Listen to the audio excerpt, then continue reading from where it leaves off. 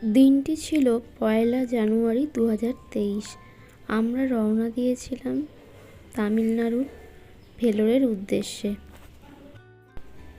12867 Pondicherry superfast express রাত ঠিক 11:20 রওনা হলো হাওড়া থেকে কাটপাট্টি জাংশন স্টেশনের উদ্দেশ্যে। পরের দিন সকাল প্রায় 7:30।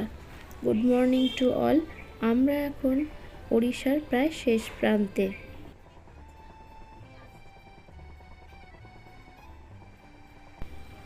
সকাল প্রায় 11:30। আমাদের ট্রেন প্রবেশ করেছে অন্ধ্রপ্রদেশ।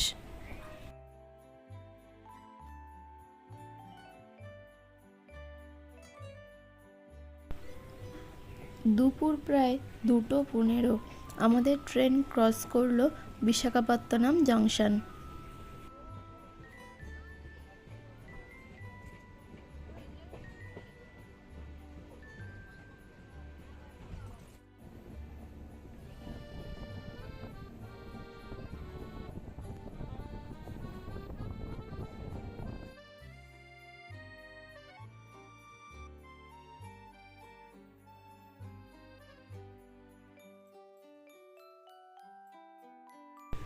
বিকেল প্রায় 5:14। আমরা ক্রস করছি ভীমা নদী।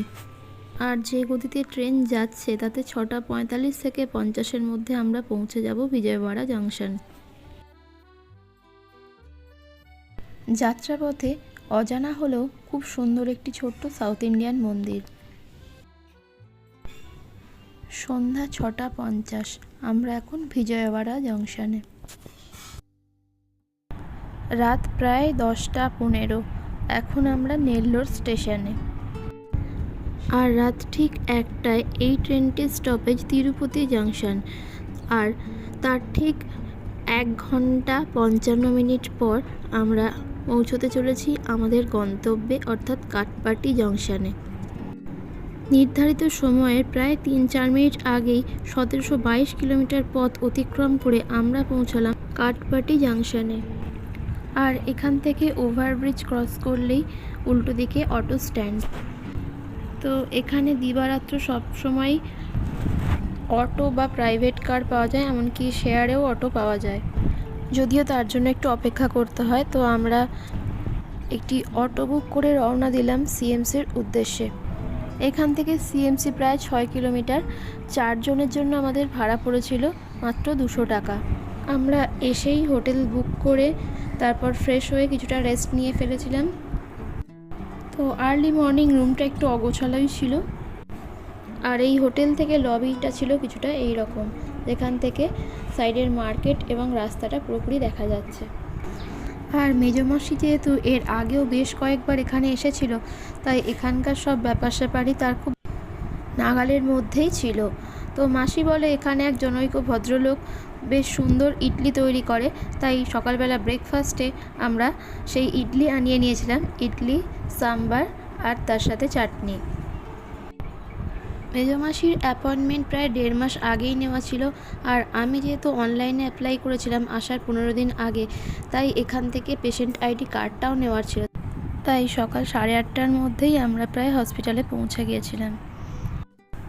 তারপর হসপিটালে প্রবেশ করে অর্থাৎ ওল্ড সিএমসি ক্যাম্পাসে সিলভার গেট 600 লেখা স্থানটির কাছে ভিজিট করতেই এবং আগে থেকে বুক করে রাখা যে অ্যাপয়েন্টমেন্টটা অর্থাৎ অনলাইন পোর্টালে বুকিং করা যে বিষয়টি ছিল, সেখান থেকে স্ক্রিনশট মেরে ওটা আগে থেকেই আমি প্রিন্ট আউট নিয়ে রেখেছিলাম। তো সেইটা দেখাতেই আমাকে দিয়ে দেওয়া হয় আমার পেশেন্ট আইডি কার্ড। এরপর আমাদের অপেক্ষা করতে বলা হয় এই কমপ্লেক্সেরই ভেতরে।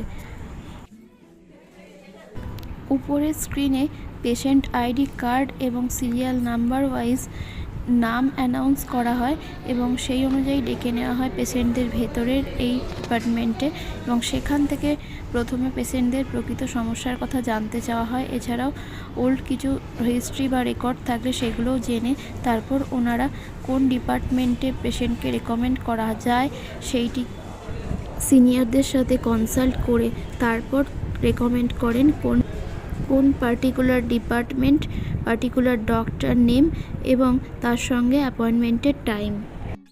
অ্যাকচুয়ালি আমি নতুন পেশেন্ট হওয়ার কারণেই কোন ডিপার্টমেন্টে যাব সেই নিয়ে একটু কনফিউশন ছিল, তার কারণে এই কনসালটেশনের প্রয়োজন ছিল।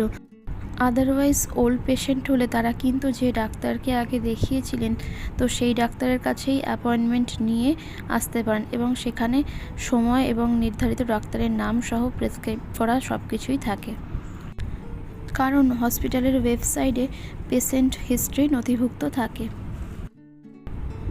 যাই হোক, প্রথম দিনকার মতন আমাদের হসপিটালের কাজ মিটে যাওয়ার জন্য আমরা হোটেলে ফিরে আসার উপক্রম করলাম।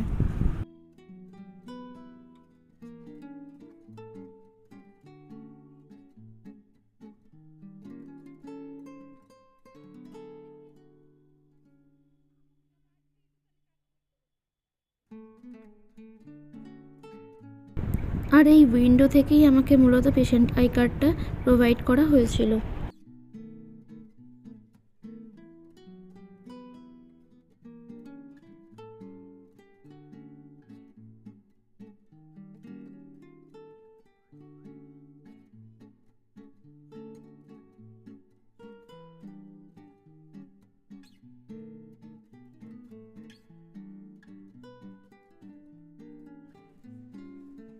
আর এটা হলো মেন ক্যাম্পাসের ওপিডি ব্লক।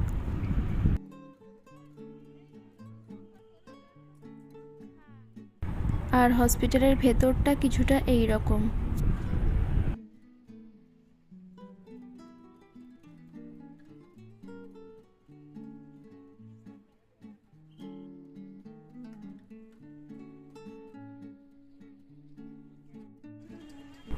আর হসপিটালের সামনের রাস্তার ভিউটা কিছুটা এই রকম।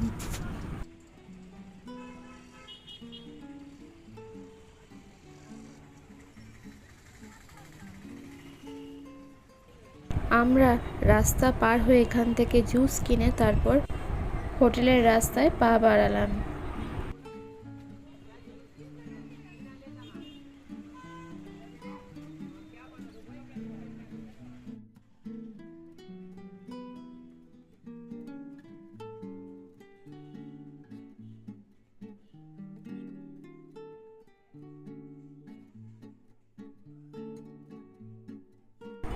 এখানে এরকম প্রচুর হোটেলের ব্যবস্থা আছে, তো খাওয়া দাওয়া নিয়ে অসুবিধার কোনো কারণ নেই।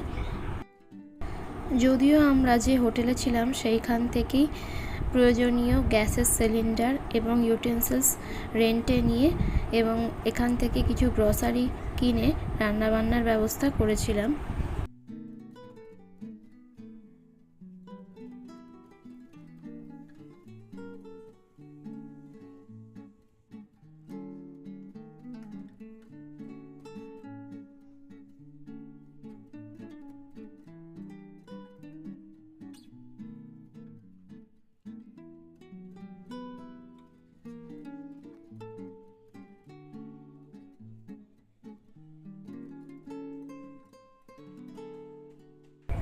যাই হোক, সেদিনকে হোটেলে ফিরে স্নান সেরে রান্নাবান্না করে যৎসামান্য কিছু মধ্যাহ্নভোজন করে তারপর আমরা গেছিলাম হোটেলের ছাদে। ছাদ থেকে বাইরের দৃশ্যটি দেখতে কিছুটা এই রকম।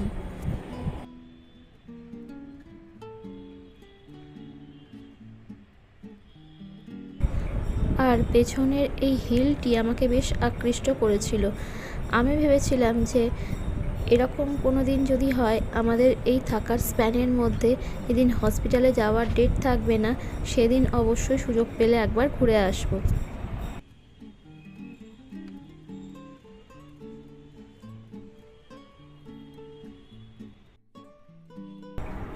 দেখতে দেখতেই দুপুর গড়িয়ে বিকেল।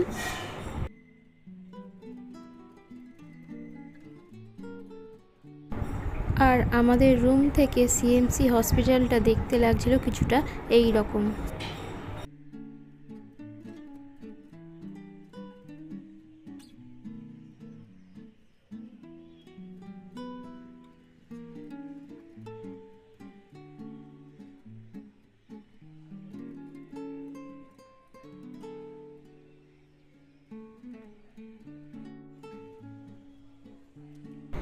আর শুধু শুধু রুমে বসে থেকেই বা কী করবো, তাই আমরা ঠিক করলাম যে সন্ধেবেলা একটু তৈরি হয়ে বেরোনো যাক।